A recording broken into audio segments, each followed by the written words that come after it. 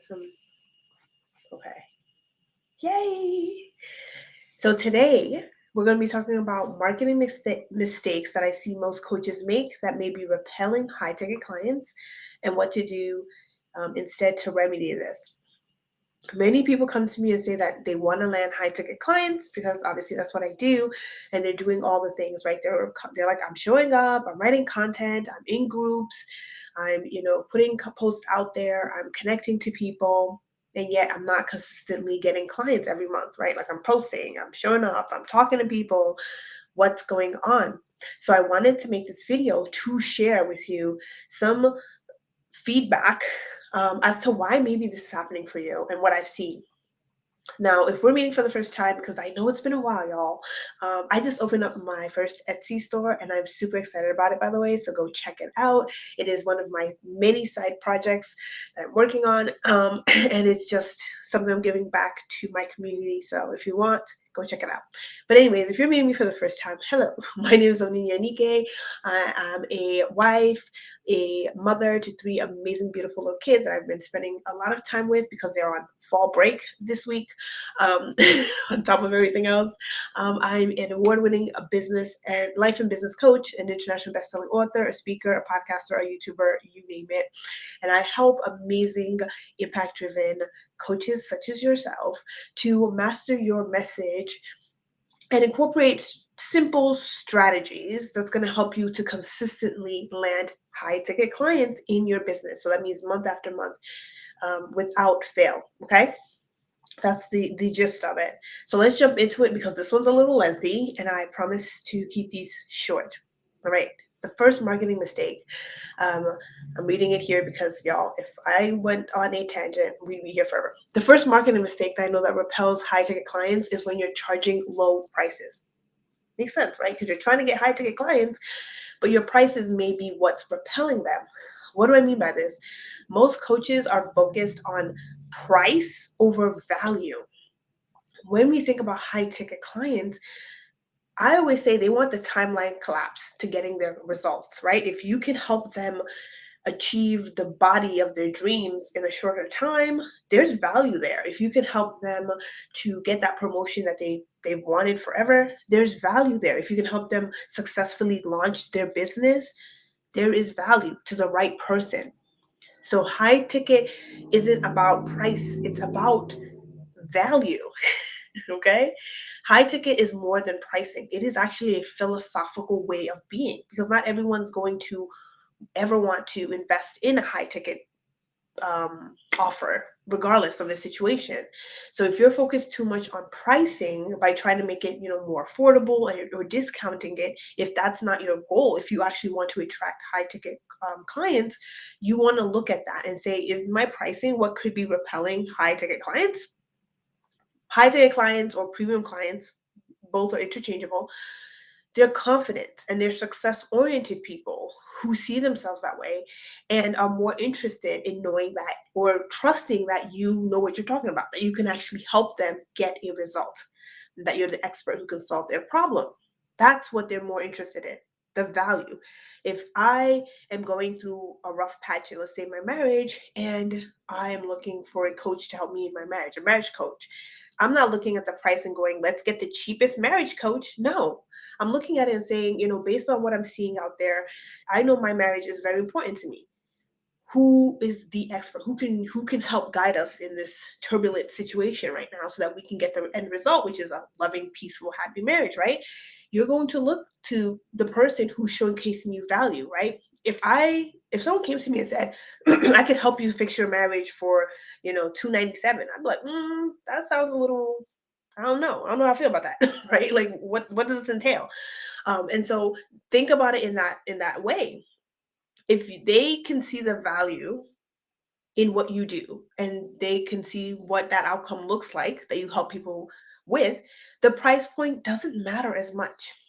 High ticket buyers, they actually in love to invest at a high ticket level because they trust themselves. They understand the value of the offer, and they see themselves as high ticket premium buyers.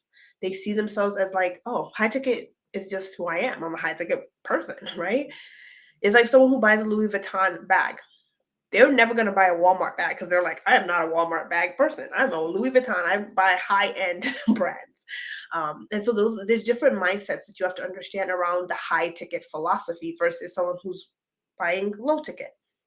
Again, intuitively, I feel that a $97 offer, while it can help you get maybe to a certain point in even your business, that's not going to help you hit your six figure or seven figure goal, right? If a coach came to me, again, another example, and said, hey, I can help you, become a seven figure coach. I can help your business hit seven figures, and it's only $97. I'd be like, there's something off about this, right? Like, we just intuitively know that there's something off, that they can't give us the results that they say they can. I'd side eye that. I'd be like, that don't sound right. So you have to make sure that the pricing that you're putting out there for your offers is reflective of the transformation that you're helping someone to get. That is the key, and that's really important. I've seen people try to attract high ticket clients, but they are not pricing in a way that positions them as someone that a high ticket client would feel comfortable or even trust going to. Okay, so just think about that. The second marketing mistake that repels high ticket clients is when coaches are too focused on the features of their offer, right, and their services versus the outcome and the benefits. Most coaches are focused on selling the deliverables, the features. So how many coaching calls you're going to get, how many workbooks, how many hours will you watch their modules and their videos. And that's not what high ticket clients are buying. They're buying a specific tangible result, an outcome, a transformation, like we talked about in number one, right? They're buying better health, weight loss, loving their, being in a loving marriage, maybe peace at home with the kids if you're a parent coach, promotion at work, launching a business, whatever it may be. They're buying a specific result. That's what we have to focus on, is that result, because they have to see the value in your offer. And if they don't see the value in it, it doesn't matter what you try, it's not going to work. My life coaches, my mindset coaches, my relationship coaches, those of you who are like, well, we don't sell something tangible, right? We're not a make money coach. Even if it doesn't seem like that, you can still sell the results at a value and help the right person see the value in it, who is more than willing to invest high ticket in it. You just have to understand how to then communicate it, right? That's where your messaging comes into place. That's why it's so important that you understand how to communicate effectively what you do that isn't tangible in a way that is tangible, in a way that they can vividly understand and see what it is that you do. If you have a problem with this, I actually did a video, I think like last week, around how to communicate effectively in your messaging and your content in order to make what you do, if it's intangible, like mindset coaching or life coaching or, purpose coaching or any of that stuff, more tangible, so your ideal clients can actually see the value in it and be able to take those next steps. Okay. If you are not clear on your outcome, then obviously, like I said, that's something you need to work on if you want to attract high tech clients and not repel them, because they're not going to invest, high four figures, five figures into something that they don't understand. None of us would. You wouldn't either. So you have to be very clear as to what is the outcome. Now, I want to demystify something here because I hear it a lot when it comes to high ticket, and I hear it a lot when it comes to people talking about the features in order to justify the price, because that's where the feature piece comes in. Is I have to give them like 50 calls and 100 hours of video lessons and all these workbooks in order to be able to justify being able to sell high ticket. And I want you to consider something, that there are coaches who are literally selling a like VIP day or an intensive for like five figures. They're not People aren't getting workbooks, they're not getting 100 hours of video trainings or any of that stuff. They're just getting, like, you're gonna sit down with the coach, they're gonna coach you for an hour, half a day or something like that, and you're paying them like 10K. This is for real. Like, I've seen this. Okay. Because at the end of the day, a high ticket client just wants the outcome. And I will continue to drive this home because this is something that once you understand it, then you know how to then communicate it. like you when you're able to communicate this, then your struggle with content, your struggle with messaging isn't there as much anymore, because now you know how to position what you talk about and how you talk about your offers and the results you help people get and the benefits in a way that's going to attract high ticket clients versus repel them. Okay. So I like to use the example, like I paid 1,500 for a 90-minute call audit with a coach. 1,500, just 90 minutes. That was it. We got on a Zoom call. She didn't give me anything fancy. I had to do like there's like a pre-assessment where I had to talk, like, Google sheet where I had to, like, talk about my offers and my ideal client, kind of one of those things before our call, so that she had that information. But that was it. And then we just got on a Zoom call like this, and she went over everything on the Zoom and looked through the documents and shared some tips and, strategies, and we worked together to refine it. But that was it. And I paid four figures for 90 minutes. Okay. So I'm just saying that to show you that, like, it's about the outcome, right? I paid that amount because I just wanted that outcome, which is a more upgraded uh, offer and a better way of speaking about that offer that's going to attract my ideal client. Okay, so it doesn't have to be fancy. You don't need to add all these features. You don't need to have the pressure of I have to make it sound amazing and all these things in order to justify having a high ticket price point. Okay, which is something that we do in the low ticket space, because people who buy low ticket, like when you're talking about low ticket things, we're used to discounts and sales, right? You're looking for a deal when you're talking to low people who buy low ticket. They're looking for a deal. They want more bang for their buck and the least amount of investment for the least amount of risk, right? That's it's a whole philosophy behind that. Whereas high ticket clients, they want simplicity and a desired outcome. That's what they're paying for. So you want to talk more about the benefits and results in a very clear, vivid detail that can help your ideal clients see the value and understand exactly what will they walk away with as a result of working with you. What does it look like after working with you? How are you helping them get to their desired goal outcome as a result of working with you? Okay. So focus on that versus all the features and all that stuff. The third marketing mistake that repels high ticket clients is your positioning.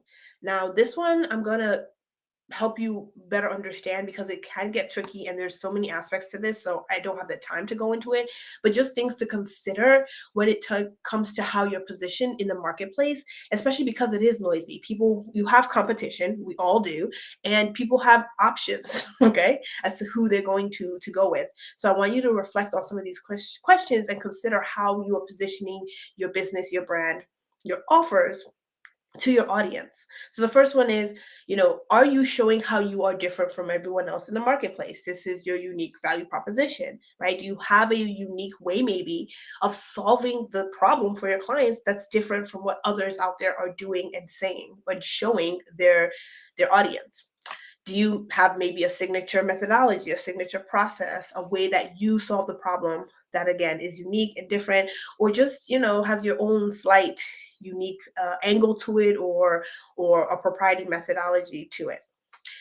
The second question, are you perceived and positioned as a credible expert in your niche and industry? And now this one is, there's a whole uh, ton of questions you can go deeper into this, but this one really comes down to the perception that people within your industry, within your audience has about you. And that's something that you can obviously work on in terms of how you're presenting yourself and how you're branding yourself and your languaging and messaging and things like that. But like, do you know how you're perceived and positioned in the marketplace, how people in your audience are seeing you? Are you someone that they trust as the person who knows this, whatever your niche is, the wealth, the health, the relationship person, whatever it may be? The next question is, are you an embodiment of the results you're selling? Meaning, do you walk your talk? Now, this one can get a little tricky too. But ultimately, I always say if you're in the weight loss space, depending on what you do, if you're helping people get, toned up and fit, you probably want to be toned up and fit, right? You don't want to be unfit and overweight and you're like, I'm going to help you, because there's a disconnect there. People are going to be like, well, I don't, like, that's not what I'm aspiring to.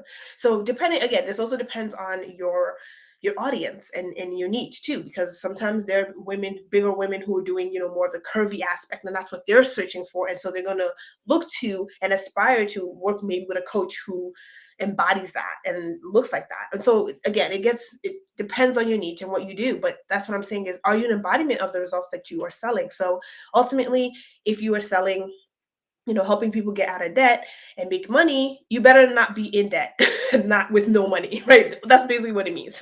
Don't be broke in debt, and you're trying to help other people get out of debt and make money. That's the gist of it.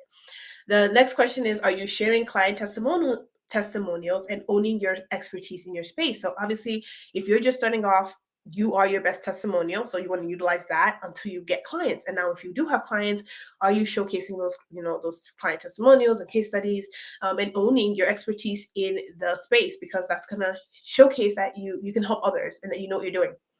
The next question is, are you consistently creating content in your niche? That's relevant, by the way, too. It's not just creating content, because so many people are like, well, I'm creating content, but is that content relevant to what you are trying to put out there to offer your ideal clients? Is that content actually quality content versus just quantity content to put out content to say I put content out there? And that's important, because quality content, relevant content, content that is shifting beliefs, content that is helping your ideal clients see things from a different perspective, and helping them get deeper understanding of what's really holding them back, and what they truly desire, is very different from just like motivational content all the damn time. Okay. Your content is what can help establish you as an expert if you're just starting out. It's what can establish you as a thought leader if that's what you desire. So are you consistently creating content that is focused on your area of expertise within your niche? Then are you sharing in your messaging, in your content, your story? That's how people connect to you, is your own unique story, your own unique experiences, your unique perspectives around what's going on in your industry. Because we all have, things that we really like about our industry, things we don't like about our industry, our own unique experiences and perspectives, and the myths that we don't really, subscribe to, whatever it may be. Are you sharing those things with your audience? Because high ticket clients, they have to believe with certainty that you can actually help them, and that you're an expert in what you're an expert at. And the way you position, your brand and your offers, and you talk about your area of expertise, your topic, and the way you show up online around that, is a big indicator of if you are someone that they feel confident in investing at a high ticket price with, right? If they feel like, okay, you're someone I can trust, that, based on what I'm seeing and hearing and researching, you're someone who can help me get this desired result, then yeah, they'll move forward, they'll invest, and they will not have a problem investing at a high ticket level. Okay. The fourth marketing mistake, that I see that repels high ticket clients, is a big one. And I did another mini video about this, so go check that out too. And this is around disempowering language. Using disempowering language in your content, can be a repellent to high ticket premium clients. Why? Because disempowering language, like you're always broke, you're unwilling to invest, you're always struggling, right? You're in the struggle bus, you're always stuck. And again, it depends on the context of how you use this, but if that's your way of speaking about it, it's going to repel premium clients. It's going to repel high ticket clients, because premium clients are success oriented. They are capable people. They're not victims. They don't see themselves that way. And when you use those words, you repel them. Now, a lot of us have been taught to use the bro marketing tactics that's focused on just fear and always talking about the pain points. And what that does, and it makes it seem like your ideal clients, they need you or else they'll fail, right? They need to be rescued. And this repels premium clients who are like, well, I don't really need to be rescued. I just need guidance and support to get to this goal. But I don't feel like a victim. But when you use this empowering language that always talks about how they're struggling and they're stuck and in their pain all the time, that's the emotion that you create. Now, I want you to understand that there is a balance, because you do still want to address the pain points. Like, there'll never be a time that you don't address people's, challenges and pains and barriers and those things. That's important. You have to talk about that in your content. However, it has to be a beautiful marriage between the pain and the aspiration, right? You want to speak to the empowered version of your ideal clients by being able to speak to, what do they want? What do they desire? What is their, we call it aspirational identity? Okay, which means basically, how do they see themselves? So let's say, as a six-figure business owner. I aspire to be a seven-figure business owner. I'm not there yet, but how do I need to think or look or behave, or what actions do I need to do differently in order to now get to that aspiration that desired goal that I have? Maybe someone who's overweight and they aspire to be someday a bodybuilder, and they are hiring a coach to help them become a bodybuilder, right? So you need to think about how are you putting things out there that's empowering them, because they're not there yet. They're not the bodybuilder status yet, but they know they want that and they believe they can have that. So how are you empowering to say, hey, you can do it? It's possible for you. How are you inspiring that belief in them? How are you showing them what's possible for them? That's really important. How you create content is talking about possibilities and balancing that out with like where they currently are, right? That they're not happy in and that they want to move out of, the change that they need to make. So remember, empowering language activates your audience. It gets them taking action. It gets them moving. It gets them saying, I'm done being here where I'm not happy and don't want to be. And I know and believe I can get there where I'm truly, aspiring to that. I want to make that change versus this empowering language, which makes them the victim that needs your help and your support. And it doesn't feel good when you hear it, when you're always told, like, you can't do it, you need my help or else, right? So we've got to understand that and create that balance in our messaging and the content that we're putting out there. Because if you're always talking this empowering language, you're actually going to attract people who are not premium clients and who are not actually willing to invest at a high level to get that desired goal or outcome for themselves. Okay. The fifth and last marketing mistake that repels high ticket clients is not showing up as a leader. So this again ties back slightly to the positioning piece. But what I want you to understand is premium clients are paying you a lot of money, again, relative to whomever you're talking to, right? If you got someone who's like, hey, I've got like 80K in the bank, that's nothing, you know, to them, that's nothing, right? Bill Gates, 80K is probably, he's like, that's nothing. I can spend that in a day. So depending on who you're talking to, premium clients are paying you money and they want to trust that you're someone who can guide them and that they can feel comfortable and confident in your presence. Meaning they want you to hold space and coach them through their stuff when it comes up. A big shift that I'm having now is like there's a know, like, and trust piece that people feel like is necessary for someone to invest with you. And I'm realizing that they need to know you for sure, right? Because if they don't know you exist and know what you do, no one's gonna purchase anything from you. They don't necessarily have to always like you, but they definitely have to trust you. Okay. And that is so big. That know and trust piece is the biggest piece. I have hired coaches that I'm not gonna say I don't dislike them, but I didn't like really like them in that they're not people I would hang out with outside of our coaching relationship, basically. And that was back in the day. Now I'm more, discerning with that. But people can hire you at a high ticket price as long as they trust that you're someone who can help them get the results that they want. So that's the leadership piece. Premium clients are attracted to people who are not afraid to go against the grain, who are confident in who they are and confident in their expertise and their knowledge, because it's magnetizing to them. I mean, we're all magnetized to people who are confident in their abilities and their expertise. And premium clients are confident people. They see themselves as successful in their own right, whatever that may look like. And they want to connect with people who they see can help guide them to their next level. Okay. They're attracted to certainty and grounded confidence and guidance that comes from a leader. And I want to say this before we move on, that this is something that's self-generated, meaning you don't have to go somewhere and buy confidence or believe that you are the coach for your people. You can self-generate this. You can say to yourself, like, hey, I'm a good coach. I know how to help people, right? What is my evidence of this? I've helped myself get this result, or I've helped Barbara get this result, or whatever it may be. So this is something you can self-generate. You don't have to wait for it to happen. You don't have to wait one day or say on Friday or maybe Saturday, I'll be confident or I'll be certain in my ability to help someone. That's just something you can start to do the work around in your mind in order to help you understand that you are the person for your ideal person. Now you just got to communicate that effectively to the person, right? You've got to do that, and you got to show up as a leader and believe that you are the coach and that you can help your person get the results. And when you show up in that confidence, asking for a high ticket, asking people to invest high ticket is no longer an issue. Once you've got all the other stuff covered, right? You know, your offer, your person, all that stuff. But once you've got that covered and you can communicate that, then That confidence piece is what helps people, especially when they're investing at a high ticket, feel comfortable and like confident. Right? It's like kind of like that breath of relief that, okay, you know what you're talking about. You can help me. I can trust that you can help me get me to that end goal, that and that result that I'm looking for. Okay.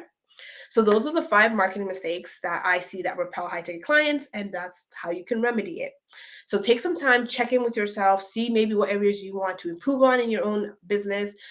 If you're looking to attract and sign high ticket clients in your business consistently. Now, like I said again, this is what I help my clients with, right? We go through a whole process where we do a deep dive into these areas within their business as we are working on really mastering their message. So if you're craving deeper support and you know you want help with mastering your marketing message and even your positioning and up-leveling your offer so that you can consistently land high-ticket clients every single month, send me a DM with the word client and we'll have a little chat. I'll take a look, give you some feedback, and if it makes sense for us to work together, I'll share how that can look. All right. Until next time, my friends, have an amazing and wonderful Friday and an amazing and wonderful weekend. I will see you next week. Take care. And then drop a hi if you're if you're watching the replay, please drop a replay so I know and I'll come back and answer any questions you may have. All right. Take care. Bye.